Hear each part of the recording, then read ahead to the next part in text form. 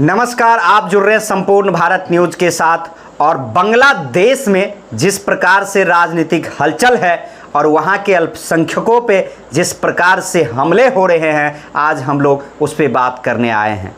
दोस्तों, चिंता का विषय ये है कि आप इस लिस्ट को देख लीजिए और इस लिस्ट में जितने राजनेता हैं, अभी तक बांग्लादेश में जिस प्रकार से हिंदुओं के बेटी के साथ रेप किया गया है, हिंदुओं की बेटी को जिस प्रकार से जलाया गया है, हिंदुओं के मंदिर को जिस प्रकार से तोड़ा गया है, उस पे जो है भारत देश में तमाम चाटुकार नेता जो है अभी तक ना एक ट्वीट किए हैं और ना कुछ बोले हैं। इससे यही पता लगता है कि हमारे देश में बड़े बड़े नेता की मानसिकता क्या है।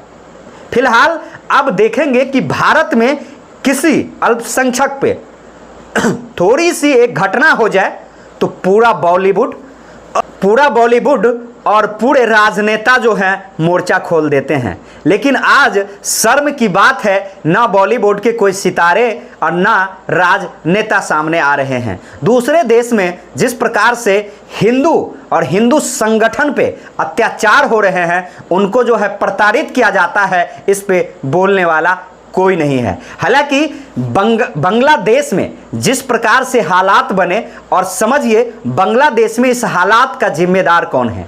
बांग्लादेश में इस हालात का जिम्मेदार मुस्लिम युवा छात्र हैं। अब इस छात्र की मानसिकता को समझेंगे तो अब ये समझिए, जो छात्र अपने देश के शक्ति और जो छात्र अपने देश को आज़ाद करने वाले नेता के मूर्तियों को तोड़े, उसके सिर पे पेशाब करे और अपने देश में रहने वाले तमाम लोग के साथ लूटपाट करे, तो क्या वो छात्र है? यदि वो छात्र है तो वो किस प्रकार के मुस्लिम छात्र है, ये सवाल बनता है। और इसी बात पे जब हमारे यहाँ सवाल उठता है मुस्लिम अल्पसंख्यक पे, और जो ममता बनर्जी हमेशा जो है सवाल उठाती रहती है, और सीए कानून लागू हुआ कि रोहिंग्यों को जो है बाहर भेजा जाए, किस प्रकार से भेजा जाए, तब मुझे लगता है ये दिल्ली का शाहीन बाग हो या कोलकाता का राज्य हो, तमाम सारे राज्यों में बड़े बड़े प्रदर्शन होने लगे और राहुल गांधी जैसे नेता जो है इस प्रदर्शन में बैठ के उस लोगों का समर्थन कर रहे थे। लेकिन आज दुर्भाग्य की बात है, हमारे विपक्ष के नेता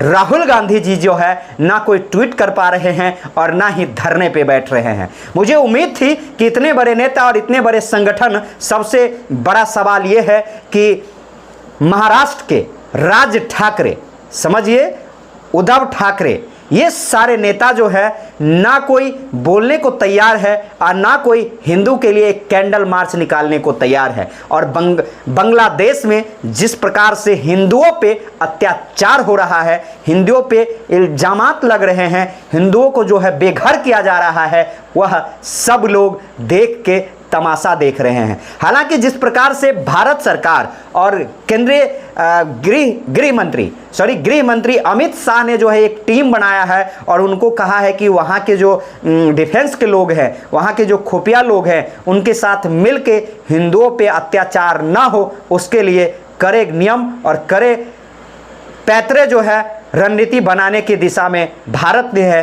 पहल किया है। हालांकि वहाँ के हिंदुओं का और वहाँ हिंदू महिला जो है अब रोड पे निकल गई है। उनका मांग है कि हमारे लिए एक अल्पसंख्यक मंत्रालय हो, हमारे लिए आरक्षण हो, हमारे हितों की रक्षा करने के लिए हमें सरकार आश्वासन दे। लेकिन इन सब बातों पे जो है, इन सब बिंदु पे जो है सरकार को, बांग्लादेश के सरकार को, इस सब को कोई मतलब नहीं है।